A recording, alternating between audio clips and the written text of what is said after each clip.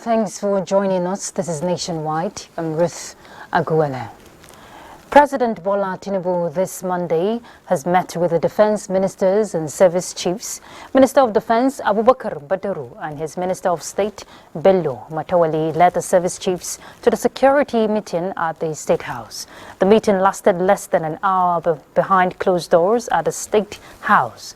Details of the meeting were not disclosed. However, State House correspondent Musbau Dan Wahab reports that this is the first meeting the president has had with the service chiefs since their decoration.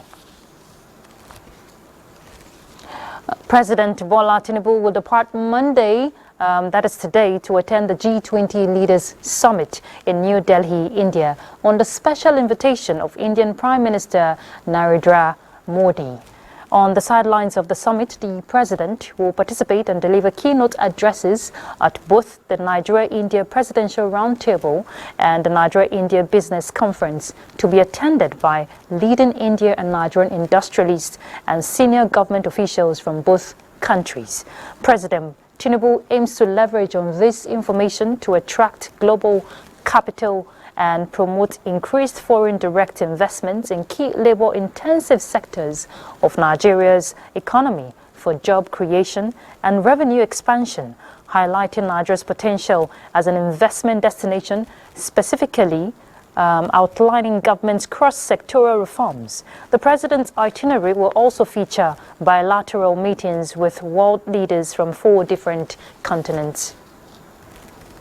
The federal government has advised public and private sectors to safeguard information to avoid any action that could tarnish the reputation of the government. Vice President Kashim Shettima gave the advice at the opening of retreat and sensitization program for State House political aides and administrative procedures and governance. We'll bring you full details in subsequent bulletin. Federal government has commenced implementation of palliatives at the state and local government levels, while modalities to meet other organized labor demands are in place. Minister of Labor and Employment Simon Lalong says the reminder has become imperative as he appeals to the Nigeria Labour Congress to suspend the planned nationwide strike. Joseph Otsen will tell us more about it. It is about 2 weeks after inauguration. But before studying all briefs at the ministry, a threat of national strike is staring the Minister of Labour and Employment, Simon Lalong, in the face. In the next few weeks, we intend to address them holistically. Consequently, I use this opportunity to reassure Nigerian workers that this government would never take them for granted. The minister wants NLC to stay action on the planned industrial action, given that government has commenced efforts to address hardship brought about by the removal of petroleum subsidy. You will recall that on the directive of Mr. President, the federal government dispatched trucks of rice and other grains to states for immediate distribution to most vulnerable citizens, approved the disbursement of 5 billion naira to the 36 states and FCT for purchase and distribution of more palliatives and further interventions. Earlier, Mr. President had directed the purchase of CNG-powered buses and implementation of the policy for the conversion of petrol cars to gas as a way of reducing the cost of energy for transportation. In the course of the coming weeks, additional measures will be announced. Other issues brought forward by NLC, including conflicts between the organized labor and government of Imo and Abia states, occupation of NURTW National Secretariat, demolition of structures in Abuja, and attacks on farmers in parts of the country. The minister says the current administration is ready to deploy healthy dialogue to resolve issues. In Abuja, Joseph Utsen, NTA News. The Renewed Hope initiative by Nigeria's First Lady, Senator Oluremi Tinubu, is fast gaining ground in Osun State. This is following the empowerment and education of local farmers, especially women, on how to grow the nation's economy. Annie Daniels reports. Gathered in this hall are wives of Osun State Local Government Area Council Chairman. They have come to partake of the milk of kindness of wife of Nigeria's President, Senator Oluremi Tinubu, whose dream is to see women contribute their quota to nation building. Her message to these grassroots women was delivered by wife of the Osun State Governor, Titilola Adeleke. Health, education, and agriculture are among areas of interest by the First Lady. We mothers, we need to watch where our environment is short. So maybe they've gone round to give the net, but I will still come to the local government. But I want you, those that have received the net, please sleep under it so that you won't be infected with malaria parasites. The wives of this local government chairman, they should go back to their various local governments, their various communities, and encourage women to go into agriculture. Also, in the area of education, she has allotted some money to be given to students as free money for them, scholarship money. She's ready to give us fertilizer. She's ready to give us loan. Matching words with action, farmers in Osun State are sure they will contribute to the growth of the nation's economy. In Osogbo, Annie Daniels, NTA News. Minister of Information and National Orientation, Mohammed Malaki, has condoled with the family of late Pa Akinwumi, the designer of the national flag, the home of the late nationalist in Ibadan. We'll bring you full details of this in subsequent bulletin. On ICT, nearly 300 children have been equipped with digital skills by the National Information Technology Development Agency, NITDA, in a quest to build up future innovators and digital technology entrepreneurs that will shape the nation's digital economy landscape. Now, the children gained knowledge on artificial intelligence and robotics, coding, Internet of Things, 3D design, and virtual reality. The STEM boot camp for kids took place simultaneously in the Federal Capital Territory, Jigawa and Rivers State. I learned how to fix wires and stuff. I want to become a civil engineer, but I also link it to communication. When I grew up, I want to study robotics, so now it has given me like an example. Now I know what it entails. You have acquired these skills. It is also incumbent on you to explore and to continue to use them. What you have learned is just a foundation. You know, the digital economy itself and the digital space and internet is also open to everyone. But one thing is very clear: you must be a responsive use of the internet.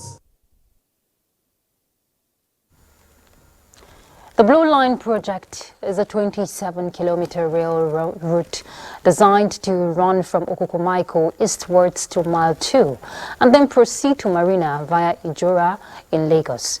The 5 stations have been completed, we hear, with 13 kilometers of the rail tracks laid in the first phase. Phase 1 of the Blue Line is 13 kilometers long with 5 stations: Marina National Theatre, Orile Suru, Alaba Mile 2, while Phase 2 will extend the line to 27 kilometers. The first phase is expected to transport about 250,000 passengers daily. Lagos State Governor Babajide Sanwo-Olu, who flagged off the Blue Line commercial train service earlier today, encouraged the passengers to avail themselves the opportunity of the affordable fares. Well, we're joining our correspondent live now there in Lagos, Musa Toilet to be precise. He wants to tell us about the Blue Rail service in Lagos that has been inaugurated today, or flagged off rather. I want to know how people are enthusiastic about this. Musa, please go ahead and tell us what's the pulse you're feeling from people there. All right, thank you very much, Ruth. Lagosians are really enthusiastic about the Blue Line rail. A few minutes ago, we did speak with some of those carry card operators, that is, the card that allows accessibility into the Blue Line. And they told us that more than 1,000 residents have actually purchased the carry card. And that goes to show that the enthusiasm among Lagos residents is quite huge. And part of the information we need to also give is that for passengers who want to board the Blue Line, they are expected to be here 5 minutes before schedule, because when it's time for the blue line to move, it says only 5 minutes extra. After 5 minutes, the train leaves this Marina station onto other stations. And for every station the train stops, it stays there for just 90 seconds. And then it moves to the next station. And another thing is that the fares are quite affordable for Lagos residents. And so everybody is enjoying 50% discount transport palliative that Governor Sanwo-Olu has actually introduced a few weeks ago. Ruth? I like the 50% discount you've mentioned, but did you go inside the Blu-ray line? Did you see what are some of the, innovations that have been brought in that will make transportation seamless for the people? Yes, the Blue Line has actually come to put like a crown on the multimodal transport system that Lagos State has been yearning for. Now we have not just the bus rapid transit, which is the BRT, we also have the LAC ferry, which is the Lagos Ferry Services. That is for those who commute on water and those who live in coastal areas. And of course, the Blue Line is the crown of it all, so that anybody that wants to take any of those transport system will actually have opportunity to do so. This is the way to go. This is the way a mega city is actually expected to operate. Ruth? Musa, you sound excited about this, and you've not experienced it, yes or no? Have you been on it? Yes, Ruth, I'm quite excited about this. I've been on the rail, on the Blue Line twice now. And it's exciting, because it goes on a higher platform. It goes from here, and then on a higher platform, an overpass, straight down to the next train station when it comes down from the bridge. And so everyone is excited. You can see the aerial shot, the beauty of Lagos. Right from here, you get to National Art Theatre. You see the beauty, the aerial shot of National Theatre. It's a beauty to behold. I'm quite excited, Ruth. All right, thank you so much, Musa Toilet, for that update. And I'm sure Lagosians are indeed very happy. Thank you, Musa. Thank you very much, Ruth. All right, while some are having it good in one part of the country, there is obstruction to transportation in another part. This is sequel to the collapse of a bridge at Olodo area of Ibadan 5 weeks ago. Navigating and maneuvering within and around the area has been Herculean, we hear, as residents and commuters make do with alternative routes. They're calling on government to speed up construction of a new bridge linking residents to their homes and businesses. Grace Anyaleke has an update. Walking the muddy footpath available to residents and others commuting the bridge linking the Olodo community of Ibadan, Oyo State, to Iwo town of Osun State and other neighboring towns, residents lament the pain experienced as they navigate the alternative routes. They came with a load of sand. They were putting it in this place in order for us to pass. So when that rain fall, it carried all the sand away. So the same problem we are facing 2 days ago, we are facing it now. People coming from Iwo, there's no way. People coming from Ibadan, there's no way. If you don't hold your bag very well, they are going to steal your phone, steal your money inside the bag, especially at night. The situation is very pathetic. It has given a lot of effort for majority of people in this area. We want the government to assist us quickly. With rehabilitation work ongoing to ease commuting in the area and reduce the flooding impacting lives and businesses, security officers were also on ground to deter criminal-minded persons from carrying out any nefarious activity. In Ibadan, Grace Anyaleke, NTA News. Okay, we'll be joining our correspondent live when we're able to connect with her, but let's turn to other issues. I'm talking about regarding the issue we just called now. The Nigerian Electricity Management Services Agency, NEMSA, has assured electricity consumers with prepaid meters that their purchased units will not be lost due to ongoing process of meter upgrade by electricity distribution companies. Managing Director of NEMSA and Chief Electrical Inspector of the Federation, Aliyu Tukur Tahir, in a statement, says that prepaid meters upgrading by means of token identifier rollover will not lead to loss of units, but stresses that the token identifier is in standard transfer specification compliant format that identifies the date and time of the token generation to determine if a token has already been used in a prepaid meter, and meter manufacturers will be required to change their production processes in order to cater for the new manufacturing hardware secure models. Nigeria's journey to good governance must begin from the primary and secondary school levels, with focus on value reorientation. This is the position of scholars on good governance at a 2-day capacity development training on post-election good governance and dividends of democracy in Nigeria, jointly organized by the House of Representatives and Brick Mount Concept Services in Abuja. They believe that what Nigeria needs is a generational change of mindset, and everyone must see himself or herself as a leader. In aspect of good governance, if we must get it right, public servants must live up to this petition. Number one, they should remember that the work we are doing is not just only for now, and that is for our children. Therefore, we must learn to do what is right. We must learn to be accountable. We must learn to put in our best at every point in time. Let us not cut corner and support those who want to defraud the federal government, who want to defraud the government. The literacy level for ICT in Nigeria is very low, still low. So we should be able to pick and choose. Like, for example, some organizations have really embarked on using ICT, VIO, JAMB. So maybe gradually, from time to time. We cannot do it full sweep the way the Western world has done it. The 2-day training with participants from the federal government agencies was rounded off with the presentation of certificates to participants.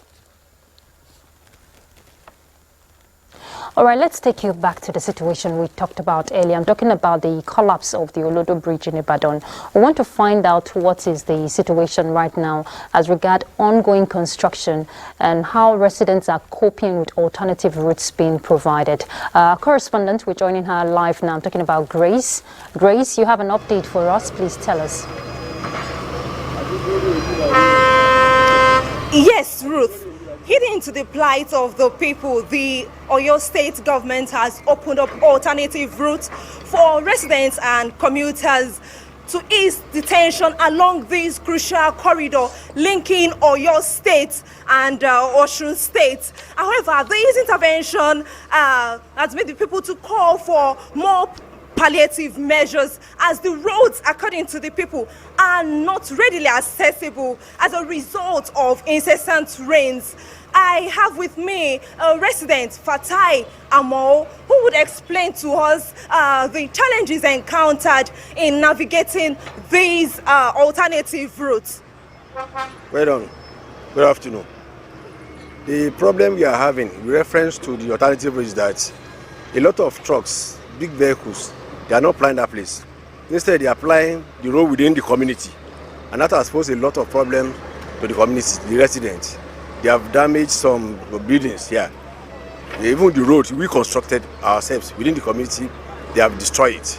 And we are making efforts to ensure that at least we prevent occurrence of injuries to people here in the community. Yes, sir. How about the roads which commuters, pedestrians are plying? The road which our state government did for as alternative, because of this bridge that they are doing, they have problems there. It's very big vehicles. They have problems to apply. There are some places there that are very hollow, such that the trucks can have problem in applying the place. Hence, they are using the alternative road within the community, and it does not go well with us. It's giving us a lot of problems.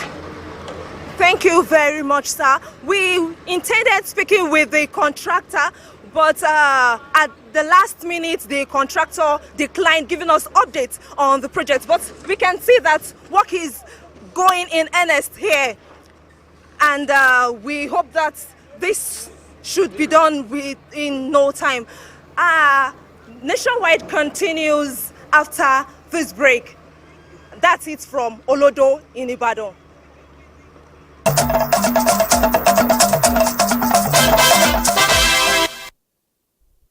Welcome back. The Presidential Election Petition Court is set to deliver its verdict on the 3 consolidated petitions challenging the declaration and return of President Bola Ahmed Tinubu as the winner of the February 25th, 2023 presidential election.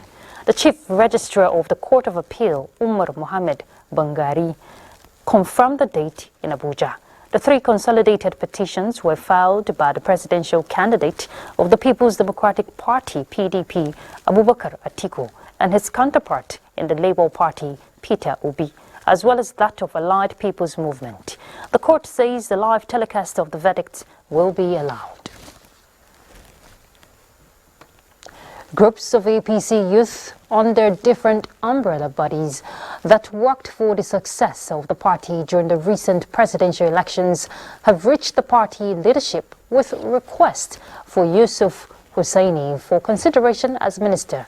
The youth leaders say Yusuf has demonstrated qualities of a true party man and exhibited capacity in all his previous duties assigned by the party, which made him fit for the office of the Minister of Youth and Sports Development.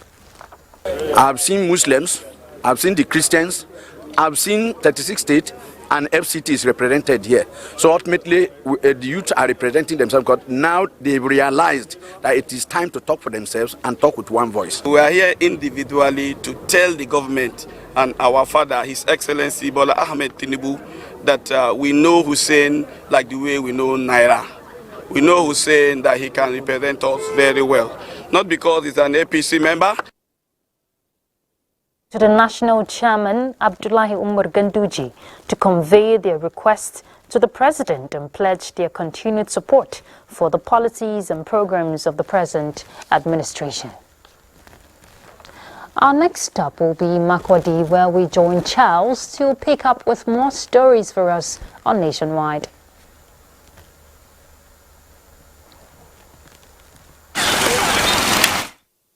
Makurdi. The Taraba State House of Assembly has directed the state government to provide relief materials to victims of flood disasters in Seti town of Gashaka local government area of the state. This follows matter of public importance raised by a member representing Gashaka State constituency, Katulme Batulu Mohammed. Godwin Inalegu reports. You would recall that on 12th August 2023, the heavy rainfall that lasted for over 5 hours in Sati town, many houses and shops were overrun by flood water with property worth millions of naira destroyed. Also, farm produce and domestic animals were swept away by the devastating flood. Concerned that the people in the affected community had been rendered homeless and without food, shelter and adequate health care, thus denying them the basic means of livelihood, informed the need to provide relief materials to the victims. The House also expressed worry that the current situation might escalate to hunger, exposure to health hazards such as malaria, typhoid and yellow fever, among others. Member representing Gashaka State constituency, Kaltume Batul Mohammed, therefore urged the House to, as a matter of urgent importance, resolve as follows.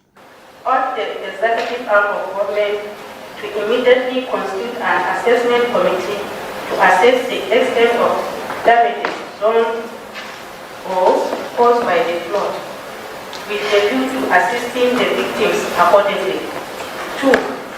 Urge the executive arm of government to direct the state emergency SEMA to provide relief materials such as food items, building materials and medical care to mitigate the hardship faced by the victims. The Deputy Speaker, Herman Adama Ibn Abdullah, thanked the members for their unanimous decision and urged the acting clerk of the House, Salmuna Amos Sani, to communicate same to the executive for immediate action. From the Assembly, Godwin Inalegu, NTA News. That's what we have from Makurdi. Ruth, it's back to you.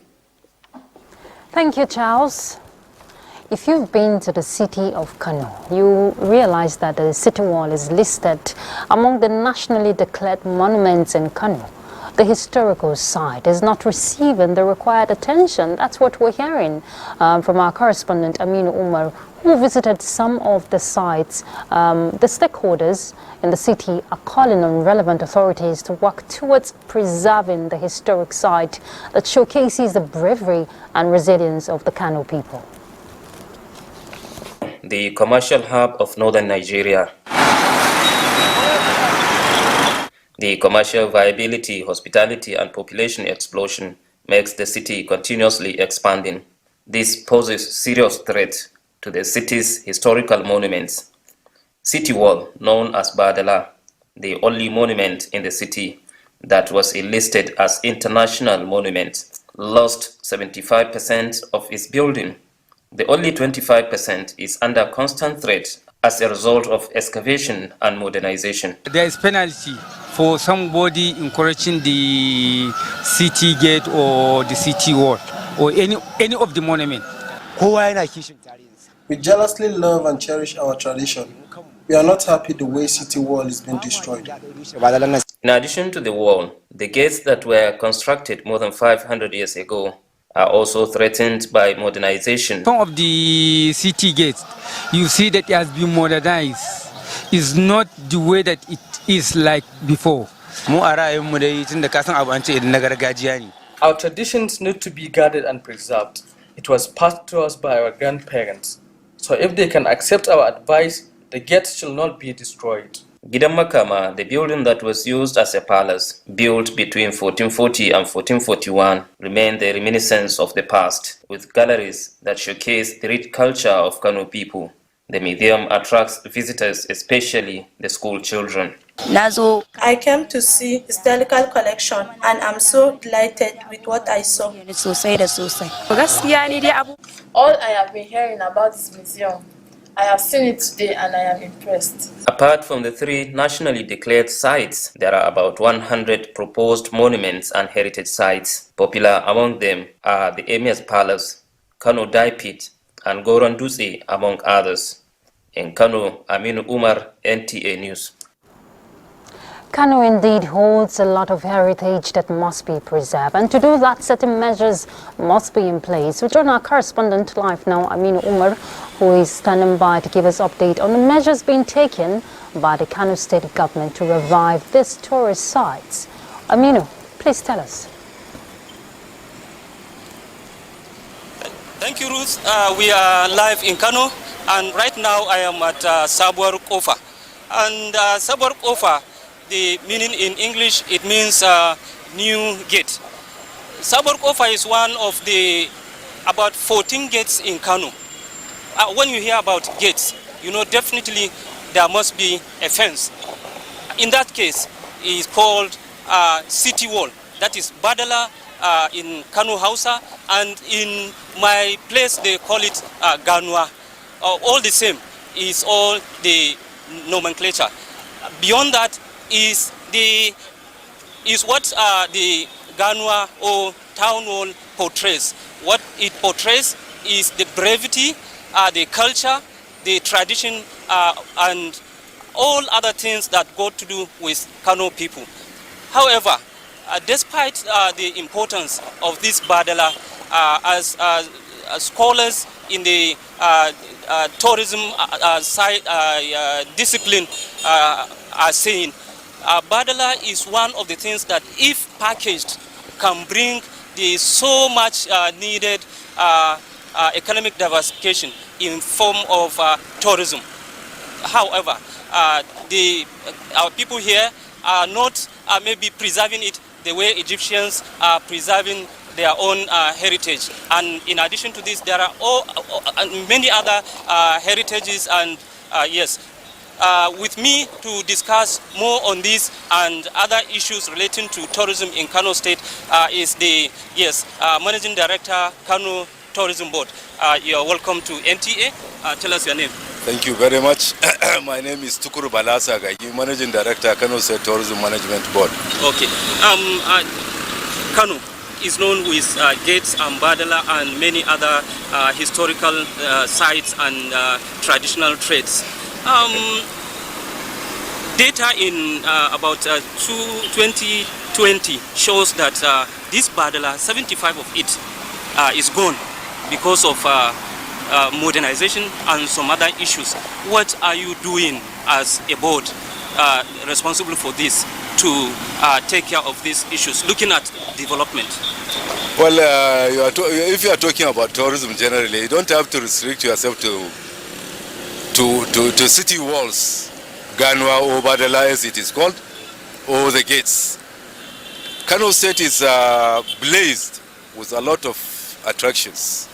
And tourism is all about 7 A's, of which one of them is attraction and accessibility and accommodation. So if you look at it, we have all this. The accessibility refers to means of reaching those places. And tourists generally go for places to witness things and experience things that normally they doesn't have in their places of residence. So Kano State used to be the #1 tourism destination in Nigeria. But due to the neglect of the previous administration, when you are talking tourism now, you don't even consider that. But the present regime, led by the elected governor, Alhaji Abba Kabir Yusuf, all efforts are being made to state all the tourist attractions in the state. If we may like to know, specifically what are you doing as a government? That is where I'm going. For example, very soon, maybe in about a week or two, repairs and renovation and upgrading of Kobar Mata Daifit, Zage Daifit, and the Kobar Wambai local tannery will commence. And when you talk of accessibility, the state government has already completed the first phase of the Ujuju Road, which leads easy access to Kurmi Market. Thank you. I've been speaking with Tukur Bala Sagagi, the Managing Director, Kano Tourism Board. Right, Aminu. And we are now back from Kano. You can take it from here. All right, Aminu, thank you so much. You know, seeing all those relics and monuments just brought back this nostalgic feeling for me. Having visited some of those places, thank you for that update.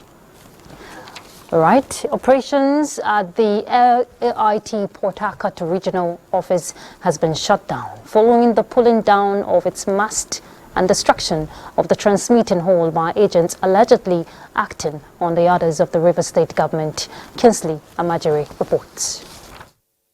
The land occupied by Dark Communications, owners of AIT Ray Power in Port Harcourt, has been a subject of controversy for some time now. The immediate past administration, in its final days, demarcated the premises from the rest of the land now earmarked as GRA Phase 5, Ozoba. The latest incident on Sunday had resulted in a shutdown of operations at the station. River State government had fenced out the transmitting hall and the mast from the parcel of land housing the operational base allocated to the station in a move to allegedly reclaim government land. NTA News, as at the time of this report, could not verify if the organization was given notice before the operational marks was pulled down.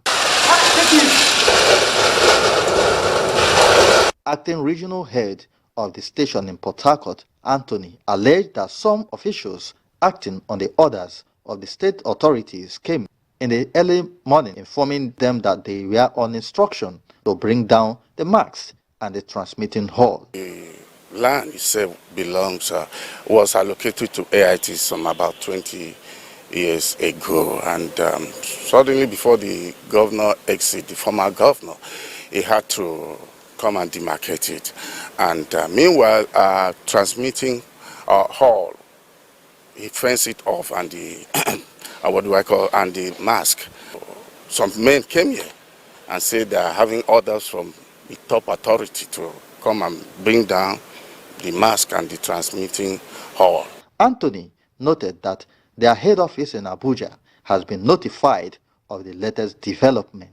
When NTA News contacted the senior special advisor media to Governor Siminalayi Fubara on the issue, he promised to respond but had not done so as at the time of this report. In Port Harcourt, Kingsley Amajeri, NTA News. All right, let's take you back to the report. We called at the start of the bulletin that the federal government has advised public and private sectors to safeguard information to avoid any action that could tarnish the reputation of the government. This was Vice President Kashim Shettima giving this advice. Let's hear the details from State House correspondent Abdurrahman Jabrila. Forging a path to responsible governance, a call to political aides, the central message at this retreat. Vice President Kashim Shettima told the participants that their responsibility is not just about fulfilling their role, but it encompasses the aspirations of the nation and also extend far beyond the execution of tasks dictated by established administrative protocols. From this very moment, you are bound by the laws of our land in all matters of official correspondence. These laws outline the consequences for both intentional and unintended mishandling of the information entrusted to your care. Should you falter in this duty, the consequences will ripple far beyond the intricate fabric of governance. They could erode public trust, jeopardize national security, and undermine the very integrity of our administration. Stakeholders at the retreat also reminded the participants on the protocol that govern decision-making, resource allocation, and policy implementation. Safekeeping of sensitive information related to national security, policy strategies, and matters of paramount national significance were also discussed. Not only that, we are here to also look at relationship with other tiers of government, National Assembly, as well as the judiciary. It is important we soon discover, in the course of our lecture, the interrelationship between the executive, the legislature, and the judiciary. It may sound seamless, but the reality is that one is like a watchdog on the other. The retreat also encourages the participants to avoid rivalry and develop a unique perspective for the development of civil service at the State House. From the Nigerian Army Resource Center, Abuja, Abdurrahman Jabrila, NTA News. Thank you, Jabrila. Let's join Sadia in Sokoto for more on Nationwide. Welcome to Sokoto. Sokoto State Executive Council has declared state of emergency on food security and ordered the supply of 57,000 bags of rice and 26,000 bags of millet to be distributed free across the state. The State Executive Council at a maiden meeting approved the award of contracts to boost the socio-economic life of the people of the state. Lata Abdullahi has details. The declaration of the state of emergency on food security saw the Executive Council's approval for immediate supply of 57,000 bags of rice and 26,000 bags of millet at the cost of 3.9 billion naira for onward distribution free to the people of the state. Also approved by the council, the supply of 44,000 bags of maize in collaboration with federal government's palliatives program. As part of the palliative measures to cushion the hardship occasioned by fuel subsidy removal, the Sokoto State Executive Council approved the purchase of 50 18-seater buses at the cost of 2 billion naira for intra and interstate transport services and 20 Toyota Saloon cars at the cost of 560 million naira to ease transport for women. Food palliatives are going to be distributed to all nook and crannies of Sokoto State. His Excellency is going to set a committee that will ensure that the food has reached the needy, and it's going to be across the 23 local governments of the state. The council equally approved the construction of roads at Gawanama area at 651 million naira, rehabilitation of roads at Sahara Market area at 645 million naira, and construction of 500 housing estate at 2.9 billion naira. The maiden meeting of the council also approved the procurement of 40 Toyota Hilux vans at 2.5 billion naira for distribution to divisional police offices across the state and 22 others to enhance military operations along flashpoints in the state. Other projects approved by the council include installation of solar street lights in Sokoto metropolis at the cost of 1.8 billion naira, among other things. In Sokoto, Dalhatu Abdullahi, NTA News. The federal government is committed to reducing poverty and improving welfare of youths and women in the country. This was stated by the Permanent Secretary, Special Duties Office of the Head of Service of the Federation, Farouk Yusuf Yabo, at community mobilization and flag-off of training for 50 youths on solar technology installation in Sokoto. Zainab Saeed Abdul Nasir has more. Part of the agenda of the present administration is to enhance economic growth and job creation in the country. For the economy to grow, there is the need for private sector participation as well as community support for youths, women and other vulnerable groups to ensure they acquire skills that will make them self-reliant. Permanent Secretary, Special Duties Office of the Head of Service of the Federation, Farouk Yusuf Yabo, said the present administration of President Bola Tinubu is committed to reducing poverty and improving skills among youths and welfare of women and other vulnerable groups in the country. To support this initiative, the Sokoto Professionals Network are training 50 youths in solar installation technology to enable them contribute to the economy and become job creators. These are major commitments, especially for a very busy professional. Already a number of professionals all across the world from Sokoto State have joined this noble initiative. We can work together collaboratively to bring about the capacity of our professionals and also to support the development of our state and the nation in general. Speaker, Sokoto State House of Assembly, Balatu Kurbodinga, challenged youth to acquire skills that will enable them contribute to the growth and progress of their communities. Sultan of Sokoto, represented by the district head of Gagi, Sani Umar Jabi, assured of the Sultanate's support to initiatives aimed at developing the society. In Sokoto, Zainab Saeed Abdul Nasir, NTA News. And that's it from this end. More news with Ruth in Abuja, but that will be right after this break. Do stay.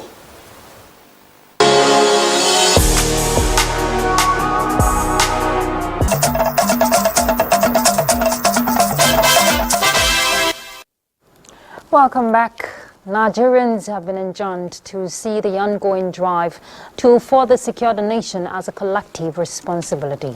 This was re-echoed by the former Chief of Defense Staff, General Alexander Ogomodia, at an event organized by the Old Boys Nigerian Military School in Abuja to seek ways to contribute towards national security and development. Government must keep working at it. Government means using the instruments of authority in terms of the armed forces, security agencies actually, to tackle it. And so it will be a continuous process. And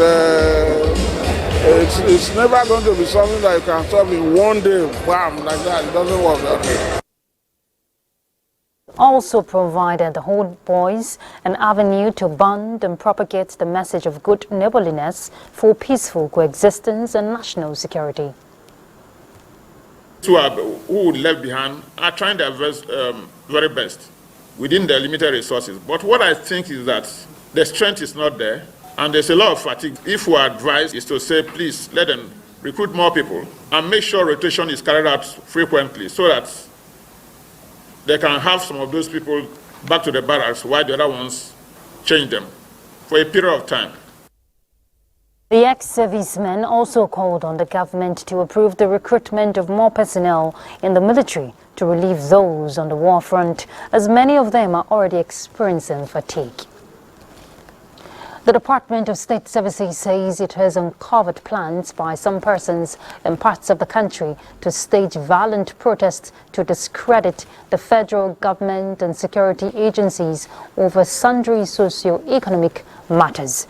A statement by the DSS spokesperson says intelligence reports indicate that the plotters include certain politicians who are desperately mobilizing unsuspecting student leaders, ethnic-based associations, youth and disgruntled groups for the planned action, and monitoring of their ring leaders is on to deter them from disrupting public peace. The DSS therefore advised heads of tertiary institutions and parents to discourage their students and wards from derailing the public peace. Sports update is next. And that concludes Nationwide. We do appreciate your company. Do have a beautiful evening. I'm Ruth. Aguele. Bye.